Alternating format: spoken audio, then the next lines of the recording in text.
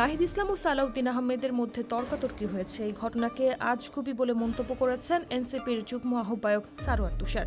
সামাজিক প্রোফাইলে তিনি জানান, ঘটনা ছিল সাধারণ একটি রাজনৈতিক সংলাপ, কোনো উত্তেজনাপূর্ণ বা আগুন ঝরানো বিতর্কে জড়ানো হয়নি। স্ট্যাটাসের শুরুতেই তুষার লেখেন, 2 জুন অনুষ্ঠিত জাতীয় ঐক্যমত্য কমিশনের সভায় বিএনপি, এনসিপি, জামায়াত ইসলাম সহ প্রায় সব রাজনৈতিক দল অংশগ্রহণ করেছিলেন। তিনি নিজে এনসিপির প্রতিনিধি হিসেবে উপস্থিত ছিলেন। কিছু মিডিয়া চটকদার শিরোনামে খবর প্রকাশ করেছে দাবি করে তিনি বলেন, বিএনপি এনসিপির শীর্ষ নেতাদের মধ্যে কোনো সরাসরি বাক প্রতিবাদ বা উত্তেজনা ছিল না, বরং এনসিপির আহ্বায়ক নাহিদ ইসলাম প্রথমে নির্বাচন সংক্রান্ত অবস্থান তুলে ধরেন, তারপরে বিএনপির স্থায়ী কমিটির সদস্য সালাউদ্দিন আহমেদ উত্তর দেন। এটি এক স্বাভাবিক রাজনৈতিক সংলাপ, কোনো উত্তেজনাপূর্ণ তর্কাতর্কি বা কাউন্টার হয়নি। তাদের মধ্যে বিতর্ক হয়েছে বলেও গুঞ্জন ছড়ানো হয়েছে।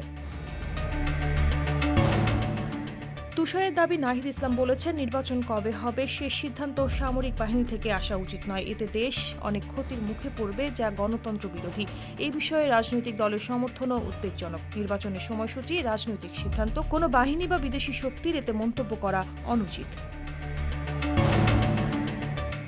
অন্যদিকে সালাউদ্দিন আহমেদ দাবি করেন, কে নির্বাচন চায় বা চায় না সেটা তাদের ব্যাপার। অন্তর্বর্তী সরকার নিজেরাই ইনক্লুসিভ নির্বাচন চেয়ে কিছু দলকে এক্সক্লুসিভ করে দিয়েছেন। যখন ইউরোপ আমেরিকা নির্বাচন চায় তখন সরকারের কোনো আপত্তি নেই, অথচ প্রতিবেশী দেশ কিছু বললেই সমস্যা। এমন প্রশ্ন করে তিনি বলেন, বাস্তবতা হচ্ছে দেশের ভেতরে ও বাইরেও অনেকেই নির্বাচন চায়।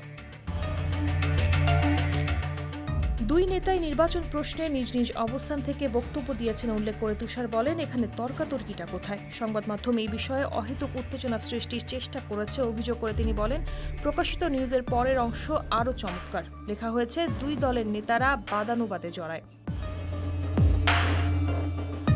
অথচ যারা এই আলোচনা সভায় অংশ নিয়েছেন তারা জানেন ভেতরে কোনো সাংবাদিক ছিলেন না। কাজেই বৈঠকে কি হয়েছে তা কোনো সাংবাদিকের জানার কথা নয়, ইঙ্গিত করে তুষার ব্যঙ্গ করে লেখেন, এই নিউজ যিনি করেছেন তার কল্পনা প্রতিভার প্রশংসা না করে পারা যাচ্ছে না। দায়িত্বশীল সাংবাদিকতার নামে মিথ্যা বা অতিরঞ্জিত তথ্য দিয়ে রাজনৈতিক উত্তেজনা তৈরি করা মোটেই কাম্য নয় বলেও মন্তব্য করেন সারওয়ার তুষার।